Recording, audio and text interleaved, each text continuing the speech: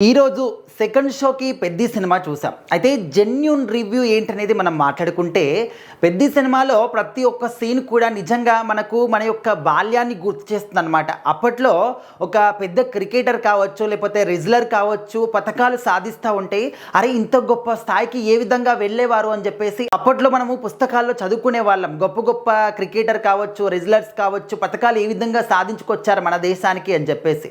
So అలాంటిది ఇప్పుడు కళ్ళకు కట్టినట్టు బుచ్చిబాబు గారు పెద్ది సినిమాలో చూపించారు. అంటే ఒక వ్యక్తి తలుచుకుంటే నేను చెయ్యాలి అని చెప్పేసి ఒక పట్టుదలతో ముందుకు వస్తే ఎంత మారుమూల ప్రాంతంలో ఉన్నా, తను ఎలాంటి పరిస్థితిలో ఉన్నా కూడా ఖచ్చితంగా ఆ పట్టుదల, కృషి అనేది తనని ఖచ్చితంగా ముందుకు తీసుకొస్తుంది. ఎక్కడో మారుమూల ప్రాంతంలో ఉన్నటువంటి ఒక వ్యక్తి తన పట్టుదల, తన ఊరికి ఏదో ఒక మేలు చెయ్యాలి, నా ఊరుకు నేను అనుకున్నది తీసుకురావాలి, అది తీసుకురావాలి అంటే ఈ ఆట నేను ఆడాలి, ఆడి గెలిచి తీరాలి, అప్పుడే నేను అనుకున్నది అవుతుంది అని చెప్పేసి ఆయన పట్టుబట్టి ఎంత దూరమైనా కూడా వెళ్తాడు. సో ఆఖరికి తన లైఫే పోగొట్టుకున్నా కూడా తన లక్ష్యాన్ని మాత్రం వదిలిపెట్టలేదు. సో అంత గొప్ప స్టోరీ అన్నమాట పెద్ది సినిమా. నిజంగా రామ్ చరణ్ గారు ఈ పాత్రలో నటించారు అని చెప్తే మాత్రం నేను ఖచ్చితంగా ఒప్పుకోను. ఈ సినిమాలో నటించడం కాదు, ఆయన పాత్రకి జీవం పోసాడు. ఖచ్చితంగా ఒక రన్నింగ్ చేస్తున్నప్పుడు కావచ్చు, కుస్తీ పోటీల్లో కావచ్చు, అంటే ఏది చేసినా కూడా అక్కడ క్రికెట్ కావచ్చు, ప్రతి ఒక్క ఆటకి అనుగుణంగా తన బాడీని ట్రాన్స్ఫార్మ్ చేసుకోవడం అనేది ఎంత కష్టం. అంటే నిజంగా తను సినిమా షూటింగ్ చేస్తున్నప్పుడు మాలలో ఉన్నాడు, అందరికీ తెలిసినటువంటి విషయమే. అయితే మాలలో ఉన్నప్పుడు నాన్ వెజ్ తినకూడదు. మరి నాన్ వెజ్ తినకుండా ఓన్లీ వెజ్ మాత్రమే తిని అంత భారీ బాడీని ఏ విధంగా బిల్డ్ చేశాడంటే, ఆ బాడీని బిల్డ్ చేయడానికి ఓన్లీ వెజ్ తిని ఎంత కష్టపడి ఉంటారు రామ్ చరణ్ గారు.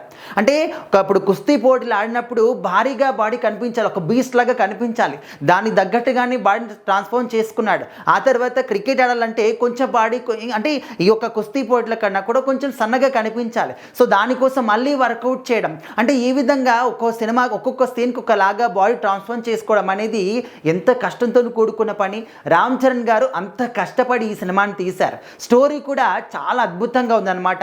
అందరూ కూడా అనుకోవచ్చు ఏముందిలే, ఆటలదే కదా, స్పోర్ట్స్ బ్యాక్డ్రాపే కదా, ఒక పల్లెటూరు బ్యాక్డ్రాప్ కదా, సింపుల్గా ఇది అనుకోవచ్చు. కానీ ఆ సినిమాలో ఉన్నటువంటి థీమ్ అర్థం చేసుకుంటే అందరికి కూడా సినిమా చాలా అద్భుతంగా కనిపిస్తుంది. జాన్వీ కపూర్ గారు కావచ్చు, జగపత్ బాబు గారు కావచ్చు, శివరాజ్ కుమార్ గారు కావచ్చు, దివ్యందు కావచ్చు. సో ఒక్కొక్కరు వాళ్ళ పాత్రలకి 100కి 200% మాత్రం ఖచ్చితంగా న్యాయం చేశారనమాట.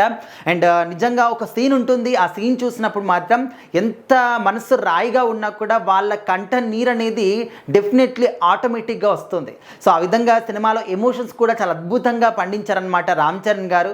సో ఖచ్చితంగా ఈ సినిమాలోని రామ్ చరణ్ గారి క్యారెక్టర్కి ఖచ్చితంగా నేషనల్ అవార్డు రావాలన్నమాట. రాకపోతే ఆ అవార్డ్స్ ఫంక్షన్స్ అనేవి వేస్ట్ అని చెప్పేసి మనం అనుకోవచ్చు. అంత గొప్పగా యాక్టింగ్ ఉంది రామ్ చరణ్ గారి సినిమాలో. సో మరి చూద్దాం, ఒకవేళ మీరు కనుక పెద్ద సినిమా చూసి ఉంటే మీకు ఏ విధంగా అనిపించింది, నేను మాట్లాడింది తప్పు అని అనిపిస్తే, రైట్ అని అనిపిస్తే మీ అభిప్రాయాన్ని ఖచ్చితంగా కామెంట్ చేయండి.